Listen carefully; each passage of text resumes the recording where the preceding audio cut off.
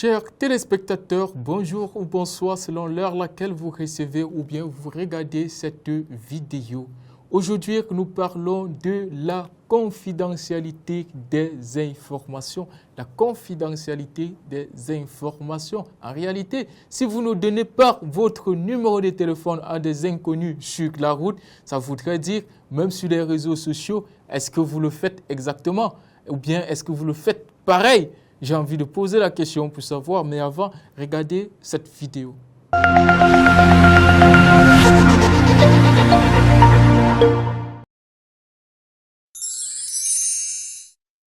Bonjour à tous. Il est un contexte où nous sommes encore plus exposés au piratage. C'est lors de déplacements en dehors de l'entreprise. En effet, nous apportons bien souvent avec nous des données qui ne bénéficient plus alors de la protection du système d'information.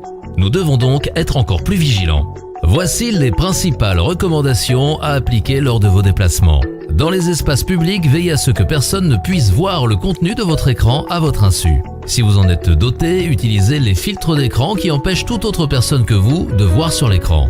Si vous devez travailler dans un espace public et utiliser un réseau Wi-Fi public, n'oubliez pas que ces réseaux ne sont pas aussi sûrs que celui de votre entreprise. Les échanges que vous faites sur ces réseaux peuvent être interceptés et écoutés par quelqu'un de malveillant. Si vous devez les utiliser, ne le faites qu'au travers d'un accès sécurisé chiffré. Cet accès peut être celui du VPN, Virtual Private Network, qui établit un canal d'échange sécurisé entre votre poste de travail et le réseau de votre entreprise. En cas de perte ou de vol d'un équipement professionnel tel que clé USB, disque dur, smartphone, tablette ou encore PC, il est indispensable de le signaler immédiatement à votre hiérarchie et au support de votre entreprise. En dehors de votre entreprise, vous devez porter une attention particulière à votre équipement. Lors d'une visite chez un client ou chez un partenaire, si vous ne pouvez pas sécuriser la pièce ou vous laissez votre équipement, vous devez l'emporter avec vous. De la même façon, vous ne laissez pas votre ordinateur dans votre chambre d'hôtel. Le respect de ces recommandations simples permettra d'accroître le niveau de protection des informations que vous transportez. À bientôt. Ah oui, vous avez remarqué dans cette vidéo, n'est-ce pas, comment cette personne refuse de donner son information ou bien ses informations personnelles dans la rue, mais en un clic les partage à des milliers, des milliards de personnes.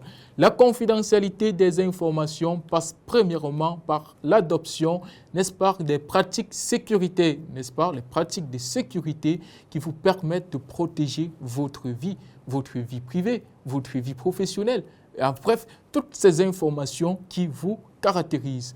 Comment cela se passe? Dans cette émission CCN, Citoyens catholiques du numérique, qui se poursuit dans la perspective de l'exhortation apostolique du pape François lorsqu'il invite les citoyens catholiques à ne pas avoir peur du numérique. Mais attention, ne pas avoir peur présuppose être dans un environnement, dans un écosystème où tout se passe selon la parole de Dieu, c'est-à-dire tout est la bienvenue. Mais faisons très attention, le numérique a certes ses côtés positifs, mais aussi des côtés négatifs.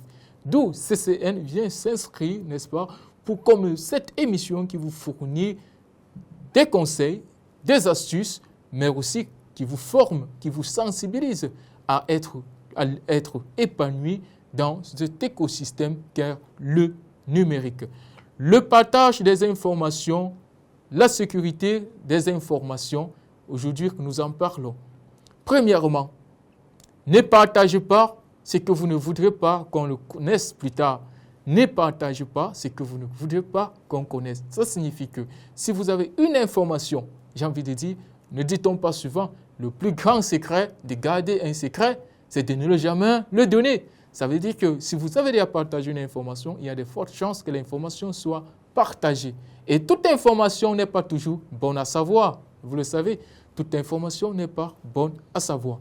Alors, padres, alors frères et sœurs, vous qui utilisez les technologies numériques pour vos occupations professionnelles, pour vos occupations personnelles, pourquoi pas pour l'évangélisation, il existe des informations qui ne doivent pas être partagées.